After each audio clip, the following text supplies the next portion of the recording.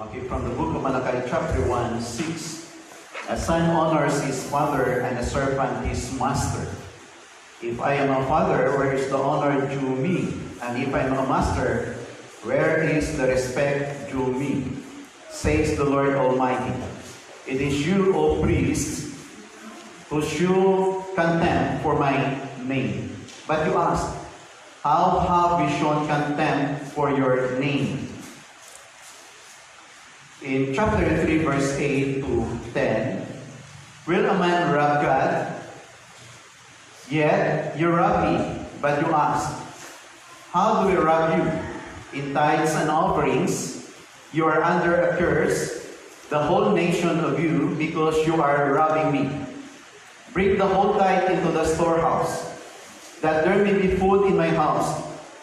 Test me in this, says the Lord Almighty, and see if I will not throw open the floodgates of heaven and pour out so much blessing that you will not have room enough for it. Lord, padayon kami nga nagapasalamat kag nagadayaw sa imo. Nagapasalamat kami tungod sa bag-ong adlaw kag kayunan nga nangin-amon sa sinigadiwan. Ang masimba kag mapasidonggan ikaw kag mahalaran ikaw sa tagsanamon ka mga kabuhi. I-bless pa rin Diyos ang imong mensahe, bisan pa yung mga utod namon subok, yung mag-aagong sa imong spiritual na pagpamayo pagi sa imong utod. Salamat din sa ngalan ni Jesus. Amen. Today, known as the part 4 of our discussion from the book of Exodus, chapter 20, especially in verse 15. You shall not steal. Previously, na-discuss natin ang roots, the remedy, the various forms of what we call stealing. That stealing is not because needs ang isa katao, but it is a theological problem. So many times, the purpose of this topic about the part 4 of the discussion about you shall not steal, hindi nga pabatyagon kita ng mga guilty subok. But what is important, kung anong pasaway na nato na imo, we need to start again.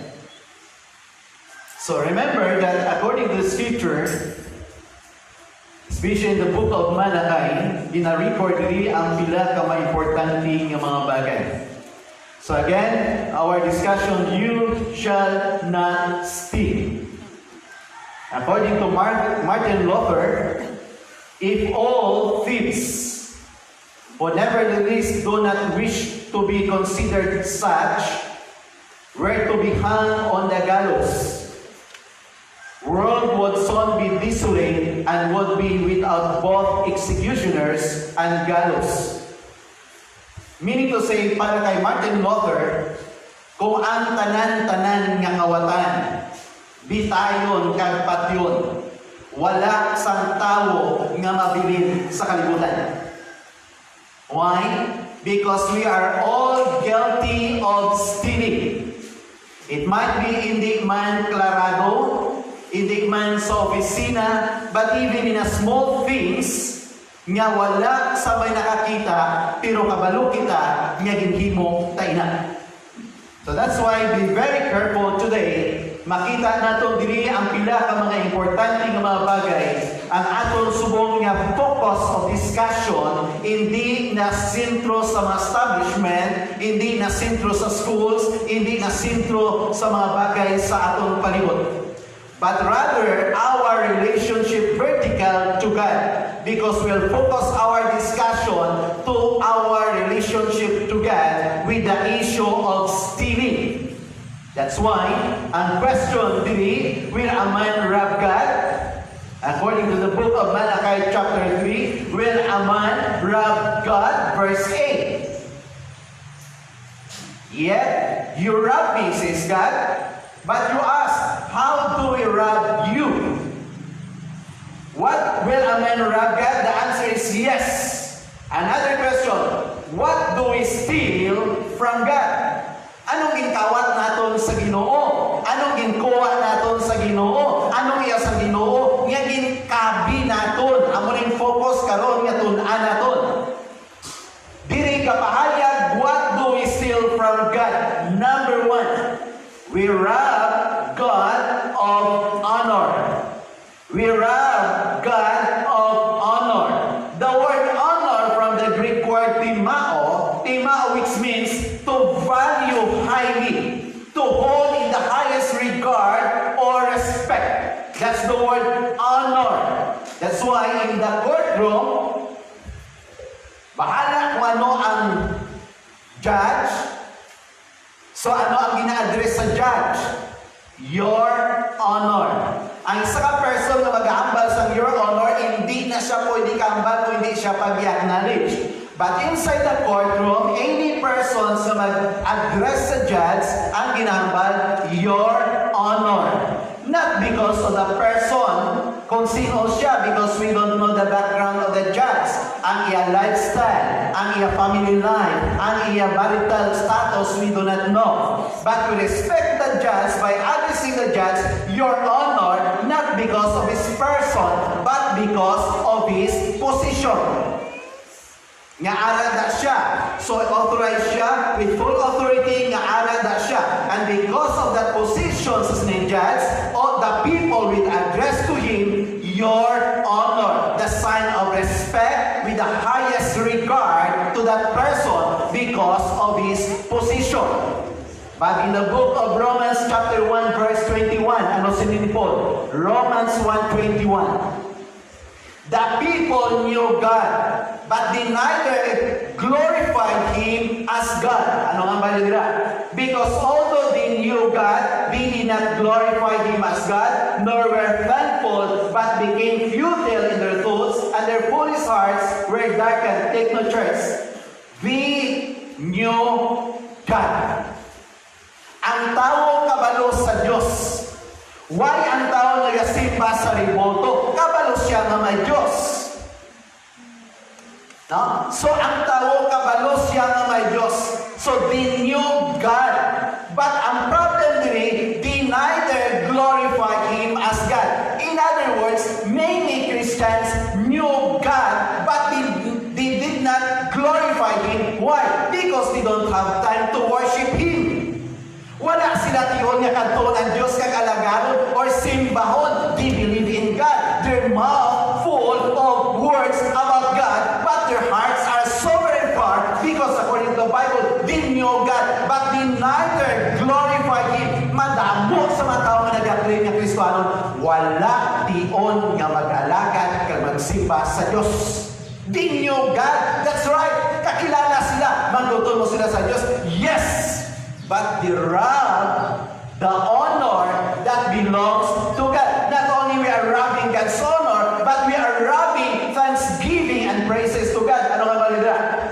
Nor we're thankful to Him. No, ang pagpasalamat nga dapat ibalik sa Ginoo. Okay, Malakay chapter 1 verse 6. Ano nga ba ang God? No? As the Son honor the Father. Anong ginagawa niya? As Son honors his Father, and a servant his master, sinisanggan.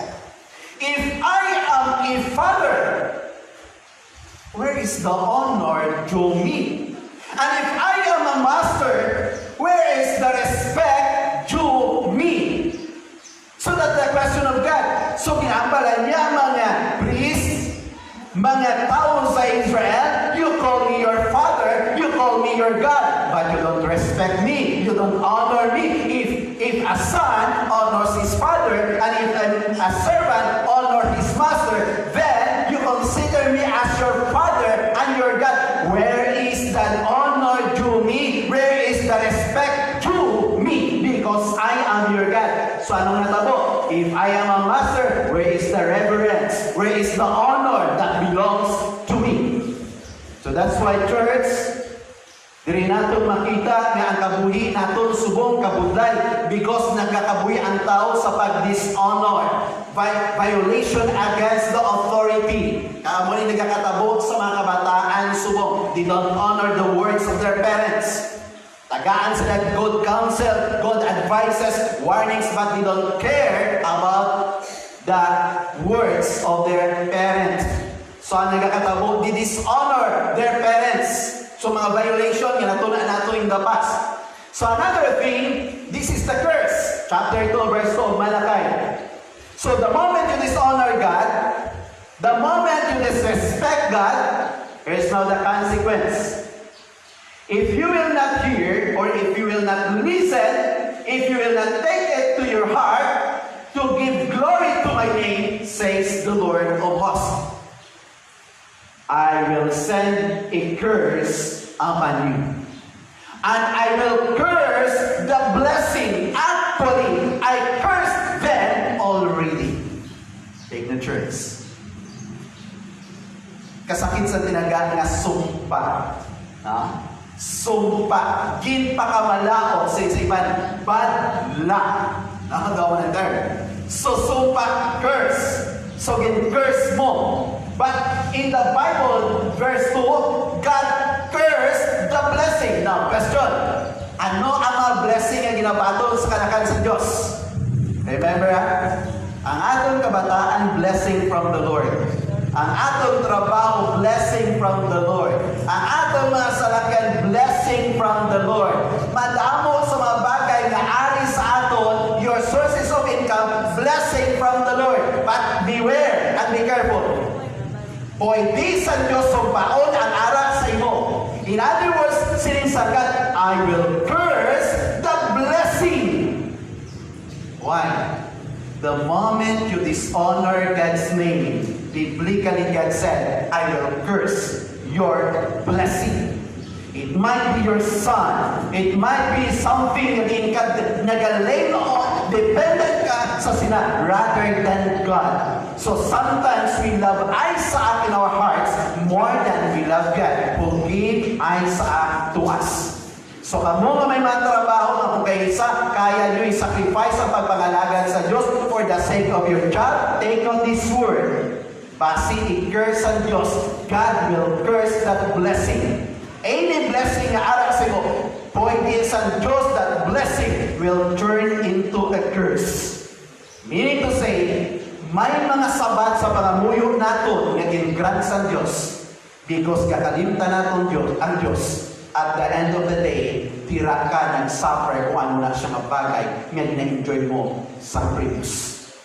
So that's why be very careful because God says, I will curse the blessing. Because you have not yet set your heart to honor me. Now, how about the book of Matthew, or Mark chapter 7, 6 to 7.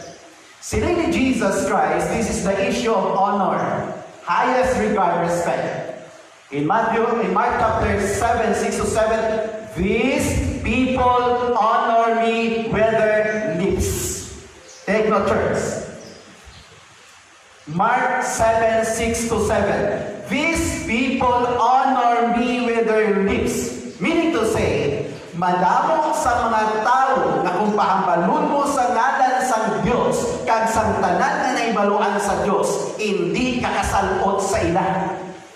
Mga tao na kumadasma, hallelujah, praise the Lord. Kung istorya mo, puro na lang si Lord. Kung kaisa, include pa ang drug lords. Nakadamo, puro lang Lord, puro lang praise the Lord, puro lang hallelujah, puro lang tanan about Lord, about God. But only in their lips. Pag inagad mo na sa simbahan, damo na mga ginabatya, damo na mga reason, damo na sako, damo na hinagawon. But their mouth profess that in you can.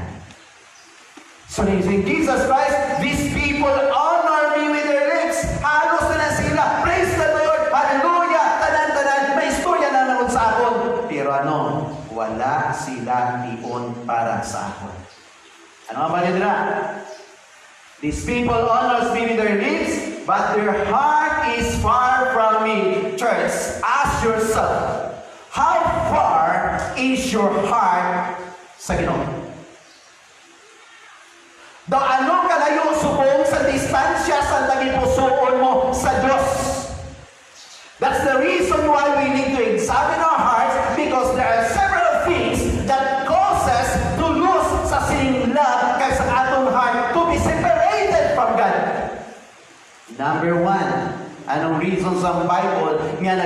naghula kag nagapalayo ang tagipusoon sa Dios. Revelation chapter 2 verse 4. Sining ni Jesus Christ, yes, when it comes to doctrine, no question. When it comes to the devotion in the church, no question. But verse 4, nevertheless, I have this against you. You have left your first love. Couples, nadumduman yung mga tayo naging kasal ito. The first love na gina-consider din, this is the love honeymoon period. Okay, anong kakatabo? Kung bagong kasal, don't know even mayang people, di kahit man ka Muslim makarelate. Pero sa may mga asawa, ba na makarelate sila? Pagkasal, magkaon, gatulukay. No? Daw naisip hasta ng kilay kakang aminilog. Pag may edad-edad na, tulukon sa bana, tulukon sa kasawa, anong sabat sa isa? Ina pa kita tulong mo sa akon. No, dahil na. So kung bagong kasal, hasta sa CR, then. Tabisan din na, then. Kung may kabataan na, kagina pa panilag ko, nasagad ka tabi-tabit sa akon. Wala kasagad sa akon.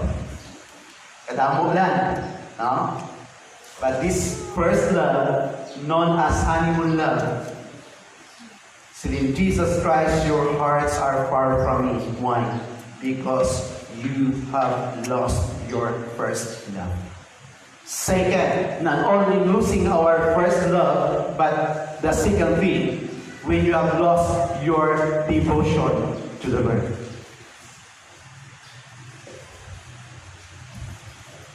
Be honest. How many of you, kung hindi ka mo hindi kumuhanas, ano sa inyo ka mo? Pila sa inyo, honesty, na may kugalingon yung Bible?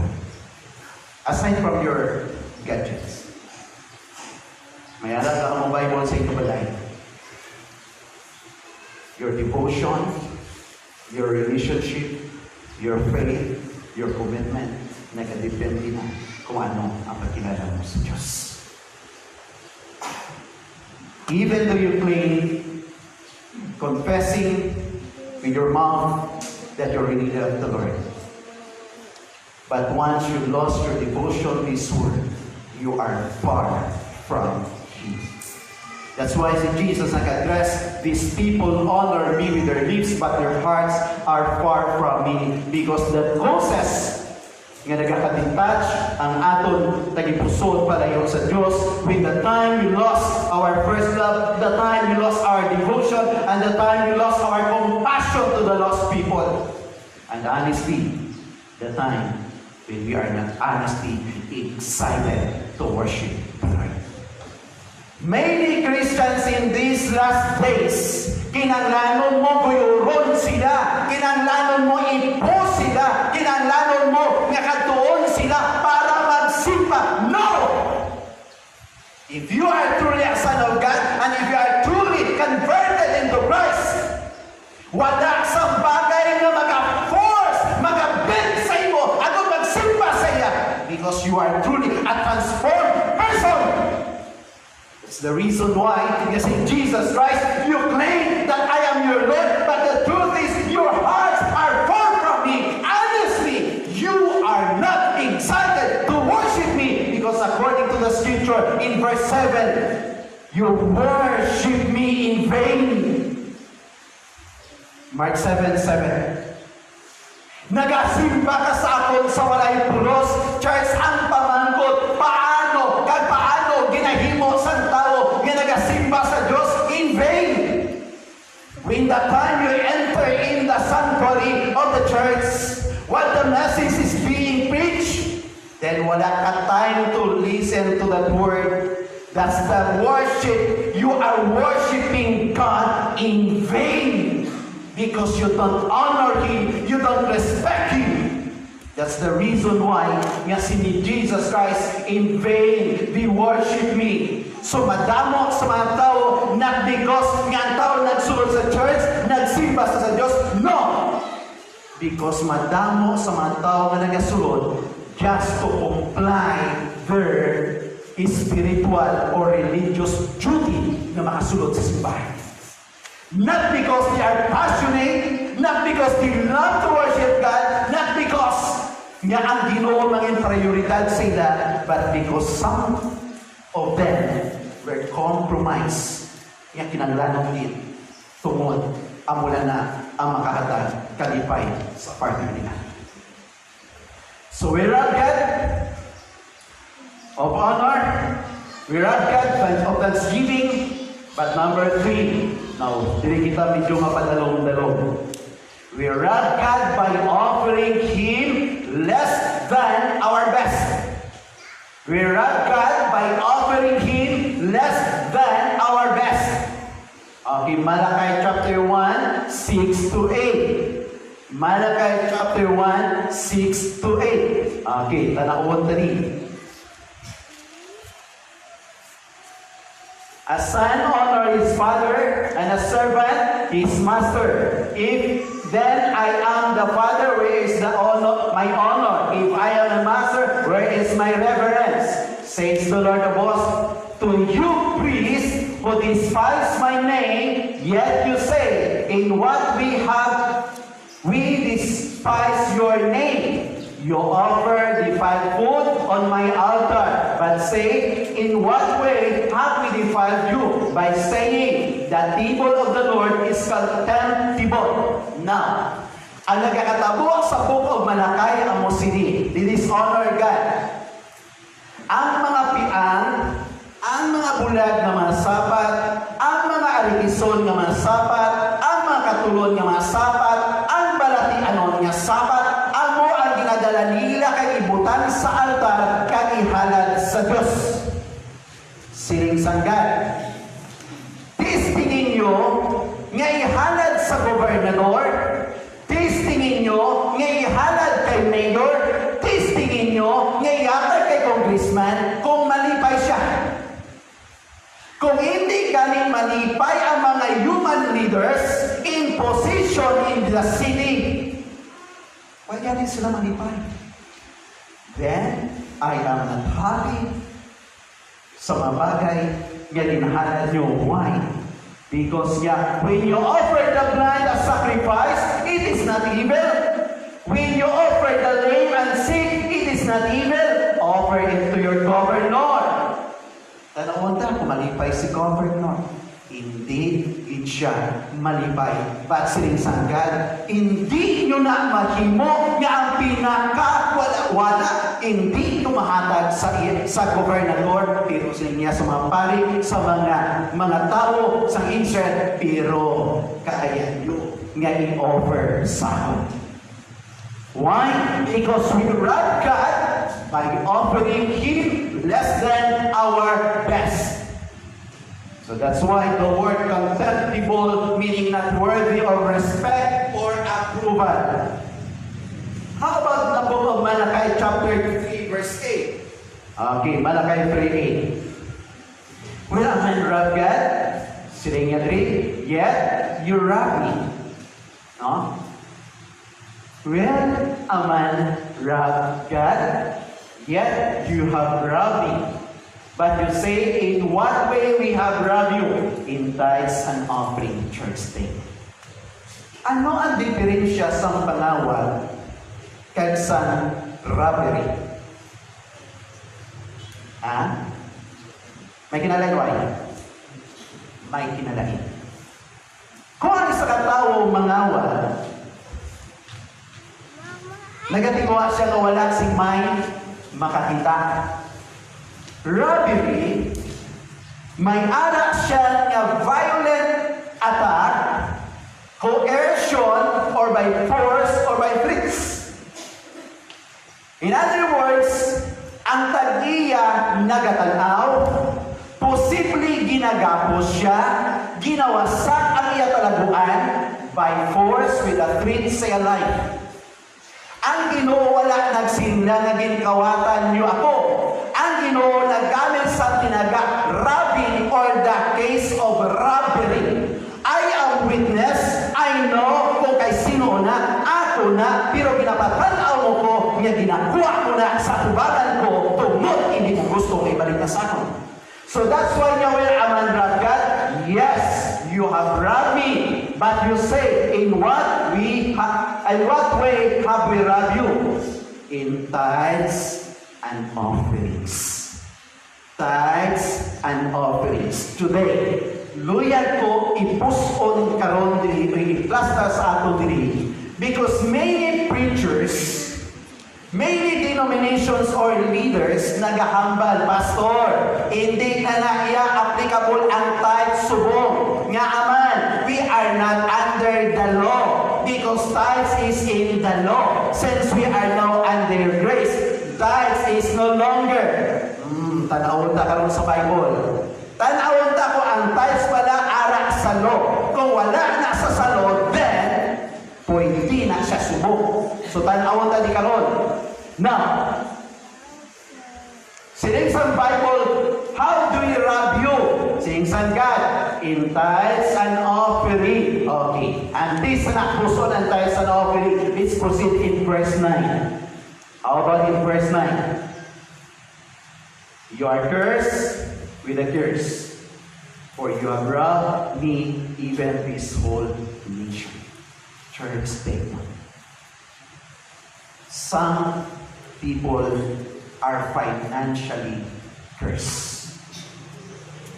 Some people are financially cursed. Why? Because they are not giver, but they are taker. Because in the church, there are two kinds of people, the giver and the taker. And God bless the giver. Because in the Bible, God loves a cheerful giver. So therefore, many people nowadays are financially cursed because they are not giver, they are taker. So that's why, dapat na maintindihan mga utod, ngayon nga matinaga sining sa Bible, you are under curse because you are robbing me. The tithes belong to the Lord. When you tithes, you are not yet giving.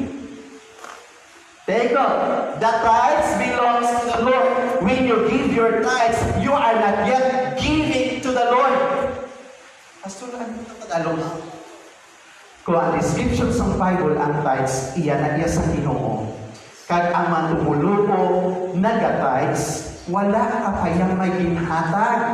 Tandaan mo na, wala ka pa may ginhatag, nagbalik ka lang sa tag-iya sa iya. So, ang offering, that is your part. So, meaning to say, tithes belongs to the Lord. Therefore, any Christians who give their tithes to the Lord, wala ka pa may offering. Basi masikita, nagatag na ko to sa tithes ko. Yes, tithes muna, but the truth, iyan ang iya sa Diyos. Meaning, I will balik ko na to ang iya ni Lord. Because sometimes, sa muli nagkakakao yung people, maana, practicing nyo na subong sa mga balon nyo. Kaya nga, if you are not generous today, you will never be generous someday. And people, practicing nyo subong sa inyong mga balon. Kung pilang balon nyo kada adlaw, separate the tithes to the Lord. Kaya kung subong mi offering, hindi ka kahatag, hindi ka kabalik sa tithes, ganun taga. If you are not generous today, you will never be generous someday. Mark that words. Kung dalo ka subong, hindi ka man may nagawa mo sa palaabot. Now, so, tulo ko na ito again. Let's proceed with verse 10. Okay, verse 10. Katawag sa verse 10. Bring all the tithes into the storehouse. Take out the word. Bring, not send. Bring, dala. Hindi kay padala. Because the moment you bring your tithes to the Lord, upot na da ang imo kaugalingon, you offer your body sa living sacrifice. That's why the Bible says, bring, not send. Okay. All the tithes into the storehouse. The storehouse, sa pagsulat sa libro sa Malakay, there is only one place, there is only one temple known Jerusalem, that there may be food in my house. Okay. Tulong po tamang. Kung na-notice ninyo nila, bring the whole tithes into the storehouse. Previous in our church, we practice nga nagapasa kita sa offering plates. Sometimes may mga ara nga nagahatag by coercion or by compromise. Nga aman. Sometimes, though hindi pa na magatag, pero nauyak sila nga tupad nila may ginhatag. So sometimes ako na mga balatyagon. Now, gitinguaan tanan na kung pwede hindi na naka-practice. Ang ginahimo ta subong, bring your tithes and offering to the altar. Because ikaw ang dapat magdala, ikaw ang dapat mag-offer sa tubangan sa altar. That's the reason why kita nagagamit sang sigot or basket subong nga ginapalibot, kundi kamo kada isa voluntary nga magabalik sang para sa Ginoo. And the contents of our prayer, Lord, ari ginabalik namon ang nabilong sa iyo. Take note again, verse 10. That there may be food in my house. Sino makaon sina? Okay. There are 12 tribes of Israel. 12. The one tribe known as the tribe of Levi, ini ang Levi or Levita, gindesign sila sa Ginoo nga maging priest pari ang ila generation. So meaning ang ila word is to perform the spiritual duties inside the temple. Presently, pastors. Mamuna sila. Now, the one tribe known as the tribe of Levi, diin sa nagkakabuhi, food in my house. Meaning, ang mga offering or mga bagay na dinabalik because sa nagkakabuhi, kaya wala ni sa sweldo sa gobyerno. Hindi man sila dapat mag-ubra sa ibang institusyon. Nga man, tungkol spiritual leaders sila. So, what's the contribution of the 11 tribes? The 11 tribes will support the one tribe through their tithes and offering. Now, church, wala ka muna kapamalandong nowadays. Adlaw-adlaw may mga pastors nga nag-resign sa office as a pastor. And many pastors nga ila kabataan hindi kuya papa magpastor. And many pastors nowadays nag-divert sila sa mga eskwela at nagabuhat sa pagkamaestro. Why? Why ka makapamanandong sila? Because many pastors nagkakagutuman sa ilang mga pursuits. Because the 11 tribes, the members, they don't care. Their pastor. That's the reason why in these last days, damo sa pastor na nag-give up. Why? Mapadayon sila, wala sila na sa pagkaon niya enough. Ang ilang kabataan, naka-upto ang mga mata how they suffer the poverty being a pastor's son.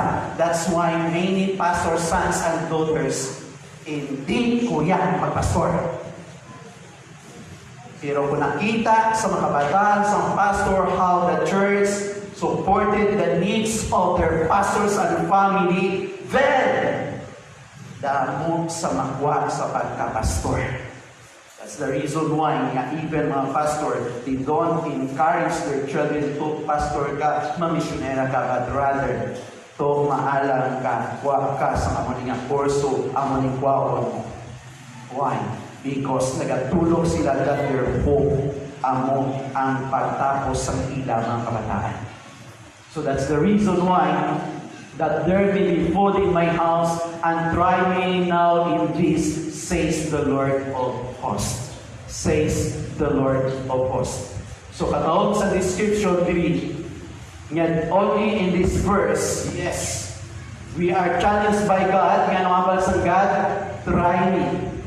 Test me. We are not supposed to test God. But God said, test me. Tilawin ko. Pamangkot na tilawan taman bala ang pagpagangkat sa Diyos. Test me. Ano ang balik? Test me or try me in vain, says the Lord, boss. If I will not open for you the windows of heaven and pour out for you such a blessing that there will be room enough to receive. This is the word of God, and I believe that according to Titus 1:2, God never lied, and I believe in the words of God. Kung nagambal ang Diyos nga amo sini, then himon sa Diyos. When God says, test me, try me, and I will open the doors of heaven, the floodgates of heaven, and pour out to you blessing that no room for you enough to store the blessing kay padala ko. This is the promise of God, not the promise of the pastor. Grabing promise ng Ginoo. You know what is the other translation? The word is floodgates. I will open the floodgates. Remember in the book of Genesis chapter 6, when God nagpadala sa ulan para sa anaw, kung ulan lang ang nagbukbo, baha lang ang matabo. Pag inbuksan sa Diyos ang latwag, tuburan sa tubig, nagbaha o nag-anaw ang bukos ng kalibutan. Why? That's the word floodgates.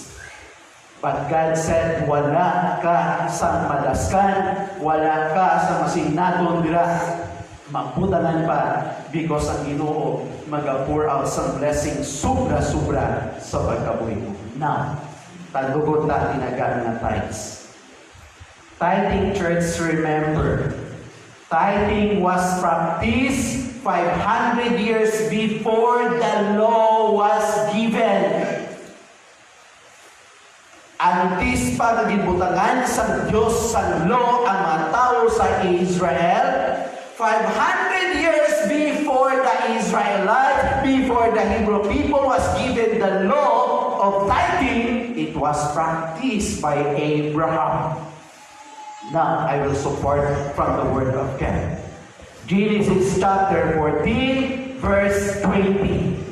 Genesis chapter 14, verse 20. It was practiced by Abraham. And blessed be the God Most High, who has delivered your enemies into your hand, and He gave him a tithe of all. Wala ka na law. Therefore, the tithe is not actually under the law. So therefore, anybody, any pastor say, ay, hindi na po niya ang tithe sa New Testament because we are under the grace.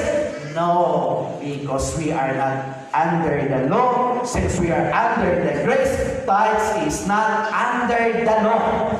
Not the Mosaic law. But before the law was given, it was Abraham who gave his tithes to the Lord. Another one, the grandson of Abraham, Jacob. Genesis chapter 28, 20, 21 to 22. Okay, Genesis 28, 20, 21 to 22. Then Jacob, actually the context, the reason God, the place called Peniel.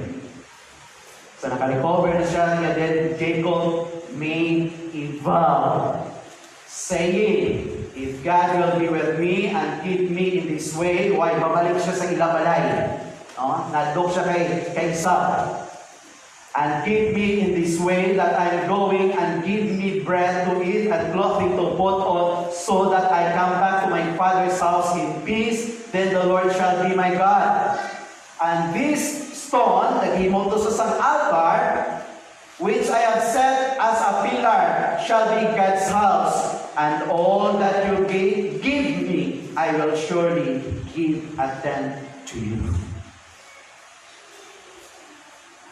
Wala pa ang slavery sa Egypt. But Abraham, his grandson Jacob, they gave their tithes to the Lord. In Leviticus chapter 27:30, Leviticus chapter 27:30, describe that the tithe belongs not to man, but the tithes belongs to the Lord. Okay? And all the tithes of the land, whether of the seed of the land or the fruit of the tree, is the Lord's. It is holy to the Lord. Therefore, the tithe is the Lord's. The tithe belongs to the Lord. Now, tanawin natin sa New Testament bala, in-offer ini sa New Testament, or basic wala naman ito sa New Testament. Okay, Matthew chapter 23. Matthew chapter 23. Tanawin tayo ni Jesus Christ. What do you scribes and Pharisees, hypocrites?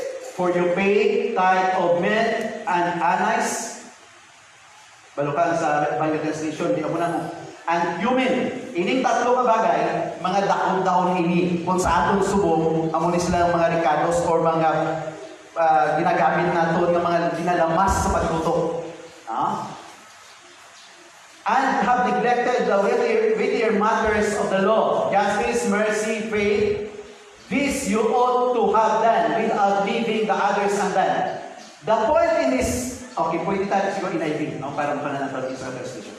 Ang point mo sini, Jesus never abolished the tithe. But rather, He affirmed. Ano nga ba nila? You give a tenth of your spices, mint, dill, and cumin. In other words, even the less, yung mga bakal, yung mga utan, inakuhaan niyo tithes. Wala sa saying, stop it because that is under the Old Testament. No, He affirmed the tithe. But ang point of Jesus Christ in the issue of Pharisees, you observe the tithe, good, continue. But do not neglect, the word is important matters of the law. Dapat may justice, may mercy, may love, may compassion na ipabadyan nyo sa mga tao. Meaning to say, my point is, Jesus never abolished the law or the word tithes, but rather they affirmed it. Another one, the book of 1 Corinthians chapter 16, verse 1 and 2. That tithing is a proportionate giving. 1 Corinthians 16, verse 1 and 2. Ano nga ba nila? 1 Corinthians 16, 1 and 2. Now about the collection for God's people, do what I told you election churches to do. On the first day, that is Sunday of every week, each one of you should set aside a sum of money in keeping with his income. The appearance is proportionate giving, that is tithing. Saving it up so that when I come, no collections will have to be made. Now, let's see what is the primary purpose of tithing. The purpose, translated from one author, Rick Ezel. The purpose of the tithe is to support God's work. The purpose of the tithe is to support God's work. But the primary purpose for the tithe is to put God first in our lives. The purpose of the tithe is to support God's work. But the primary purpose of the tithes is to put God first sa buhay. Remember, church, that even from the book of Deuteronomy chapter 8, verse 18, even the ability to make money is from the Lord. The ability to make magtipon sa kwarta is from the Lord. But remember the Lord your God, for it is He who gives you ability to produce wealth. It is God. It is God. Church, put it into your mind. It is God who gives you wisdom, who gives you strength, who gives you ability just to acquire something from this world.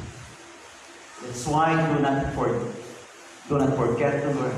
Always remember, always put it in your mind.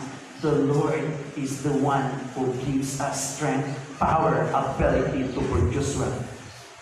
So don't forget the Lord. Do not forget that even to make money is from Him. What's the warning of God in the New Testament? I know that God is not against the rich people. But 1 Timothy chapter 6 verse 17, God gave us a warning. 1 Timothy chapter 6, 17, command those who are rich in this present world not to be arrogant, nor to put their hope in wealth, which is so uncertain. Money, positions in this world is so uncertain. But niya commanded not to be arrogant, but rather let the rich put their hope not in riches, but in God. Because God, who is richly, provides us with everything for our enjoyment. Kung nakilala mo na may manggad ka na, don't put your trust in your pocket or in your ATM card. But rather put your hope only in the Lord. Because money or material position is so uncertain. 2 Corinthians chapter 8, 1 to 5. This is the last verses. 2 Corinthians chapter 8, verses 1 to 5. Okay. And now, brothers, we want you to know about the grace that God has given the Macedonian churches. Take note. There was a problem, poverty, in the mother church, the church at Jerusalem, pastored by Pastor James. Dira sa Jerusalem, they suffered sa grabing kabudayan. While sa isang outreach ng church known as the church at Macedonia, they were persecuted. Grabe ang ilang trials, grabe ang ilang circumstansya. Some of them, ang ilang mga umaway na, ilang mga balay, yung pang-confiscar. They have nothing left except the Lord. Take the church. Out of the most severe trial, their overflowing joy and their extreme poverty welled up in rich generosity. For I testify that they gave as much as they were able, and even beyond their ability, entirely on their own. About verse 4 and 5. Okay. Ano nga ba sa verse 4 and 5?